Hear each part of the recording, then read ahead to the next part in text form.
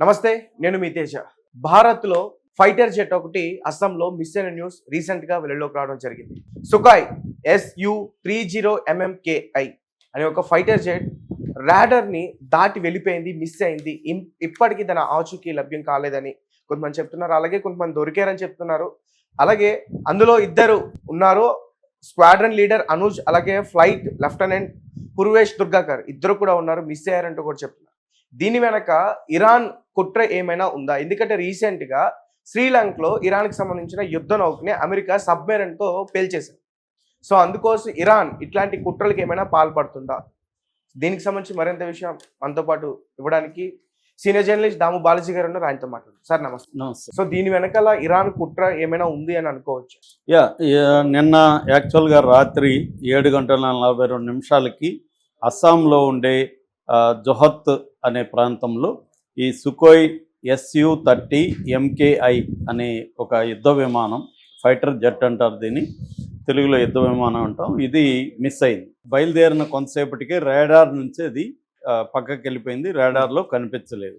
So దాంతో SAR అంటారు, SAR అంటే సెర్చ్ అండ్ రెస్క్యూ ఆపరేషన్ అనేది మొదలుపెట్టారు. మొదలుపెట్టినాక ఈ మార్నింగ్కి వాళ్ళకి శకలాలు దొరికాయి, అది కూలిపోయింది. ఇద్దరు స్క్వాడ్రన్ లీడర్ అనుజ్, తర్వాత ఫ్లైట్ లెఫ్టినెంట్ పూర్వేష్ దుర్గాకర్, ఇద్దరు కూడా చనిపోయారు.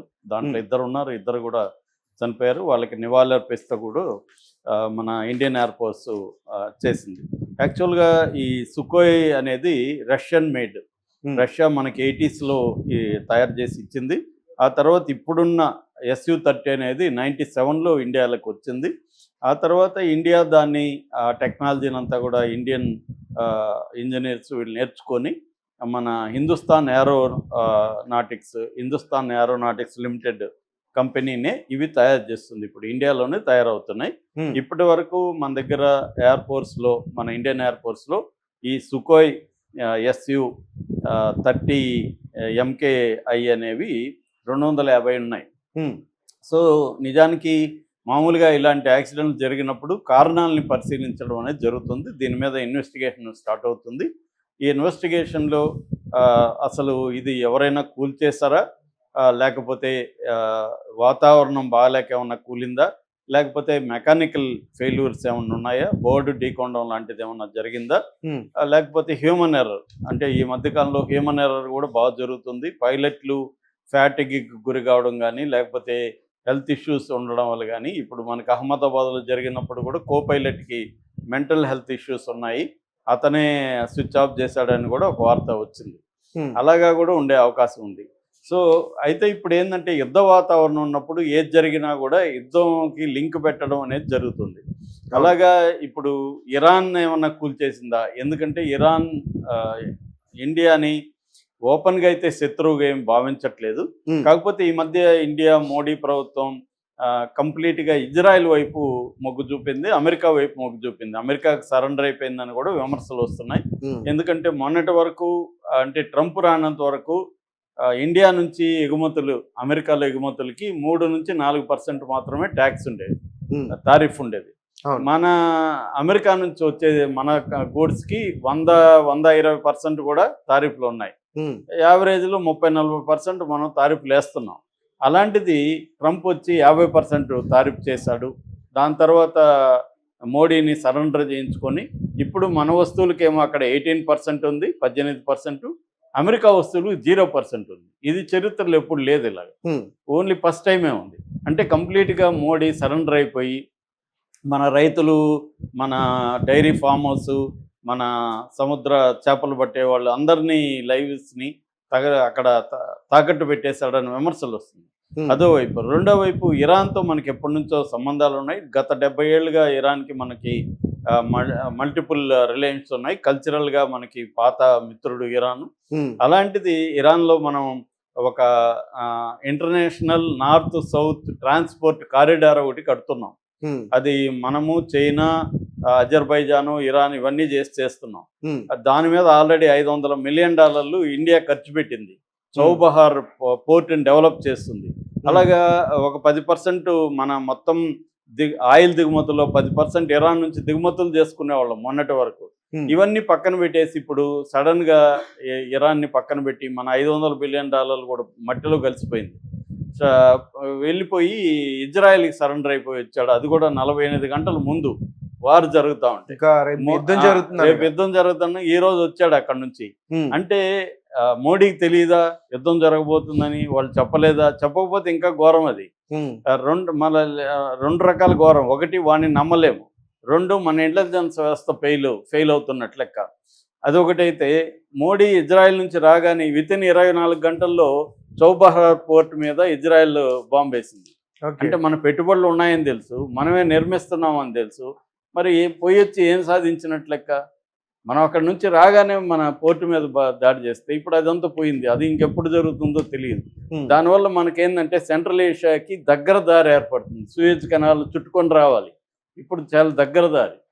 రెండోది, చైనాకు పోటీగా మనం కూడా ఒక కారిడార్ నిర్మిస్తాం. China belt and road initiative అని 150 దేశాల్లో ఇటువంటివి చేస్తుంది.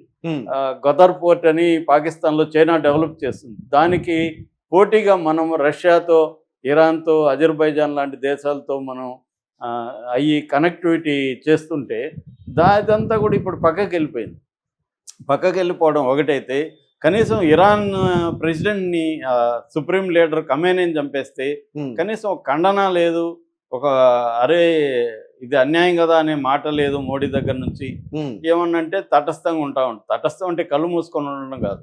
అన్నిటికంటే ఘోరం ఏంటి, మనం పిలిస్తే వాళ్ళు షిప్ వచ్చారు. మనం ఇక్కడ ఫ్లీట్ ఇంటర్నేషనల్ మీట్ ఉందని విశాఖపట్నంలో ఫిబ్రవరి 18 నుంచి 25 వరకు జరిగింది. దానికి మనం పిలిచినప్పుడు వాళ్ళు అమ్యునిషన్ లేకుండా రావాలి. అమ్యునిషన్ లేకుండా వచ్చారు వాళ్ళు. వచ్చి ఇక్కడ ద్రౌపది ముర్ము, చంద్రబాబు వీళ్ళందరూ వీడియోలో చూసాం. అలాంటిది వెళ్తున్నప్పుడు వాళ్ళు ఇండియన్ ఓషన్ అనేది దానికి ఇండియా గార్డియన్ అని కూడా మోడీ లాస్ట్ అక్టోబర్లో ప్రకటించాడు. వాళ్ళతో కూడా నేవీ వాళ్ళతో కూడా ఈయన కూడా డ్రెస్సులు వేసుకొని ఒక హంగామా చేసి మేము ఇండియన్ ఓషన్కి ఇండియా గార్డియన్ అన్నాడు. మరి అటువంటి ఇండియన్ ఓషన్లో గార్డియన్గా ఉండాల్సిన మోడీ ప్రభుత్వం మన అతిథి వెళ్తూ ఉంటే వాళ్ళు వచ్చి చంపేస్తే అది కూడా అతి దారుణంగా. వాళ్ళు నిరాయుధులుగా ఉన్నారు. ఇరాన్ దగ్గర నుంచి 2000 మైళ్ళ దూరంలో ఉంది. అసలు సంబంధమే లేదు వీళ్ళకి ఆ యుద్ధానికి. వీళ్ళని చంపేయడం ఎంత దారుణమైన విషయం. ప్రపంచవ్యాప్తంగా ఖండిస్తుంటే మోడీ దాన్ని ఏమీ ఖండించలేదు, కనీసం అయ్యో అనలేదు. అయ్యో పాపం మొన్నటి వరకు మనం పిలిస్తే కదా వచ్చారు, ఇలా జరిగింది, తిరిగి వెళ్తున్నప్పుడు జరిగింది అని కూడా లేదు. దాంతో ఇప్పుడు ఇరాన్లంతా కూడా ఇండియా మనకి ఎనిమి అన్నట్టుగా ప్రజలు కామెంట్లు చూస్తే జరుగుతున్నాయి. అందువల్ల ఈ సుకోయ్ విమానాన్ని ఇరాన్ ఏమన్నా కూల్చిందా ప్రతీకారంగా అని కొంతమంది అంటున్నారు. నేనైతే అది నమ్మట్లేదు. ఎందుకంటే వాళ్ళు సుకోయ్ విమానాన్ని కూల్చాల్సిన అవసరం లేదు. వాళ్ళు హార్ముజ్ జలసంధిలో ఇండియన్ నౌకల్ని 1-2 అటాక్ చేస్తే చాలు. అది వాళ్ళ కంట్రోల్లో ఉంటుంది. ఇక్కడ వచ్చి చేయడం ఇరాన్ వల్ల కాదు. ఇంత దూరం వచ్చి చేసేది ఇరాన్కి సాధ్యం కాదు. అది దగ్గరగా ఉంది.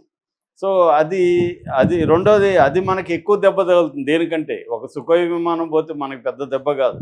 అక్కడ 40% గల్ఫ్ నుంచి వచ్చే ఆయిల్లో 40% ఇండియాకి వస్తుంది. సో అక్కడ అది ఆగిపోయిన, అట్లాగే మన ఎగుమతులు గల్ఫ్ కంట్రీస్కి వెళ్తాయి. ఈ 2 ఆగిపోతాయి అక్కడ. ఈ 2 ఆగిపోవడం వల్ల మనకి ఎక్కువ నష్టం జరుగుతుంది. దాన్ని ఇప్పుడు ఇరాన్ నిజానికి నేను ఇండియా అవి వదులుతానని చెప్పిందని కూడా అంటున్నారు. నిన్న మొన్న వస్తుంది. కాబట్టి ఇరాన్ ఇండియా మీద కక్ష అనేది అఫ్సెల్గా ఇప్పటి వరకు ఎవరు కూడా అనౌన్స్ చేయలేదు.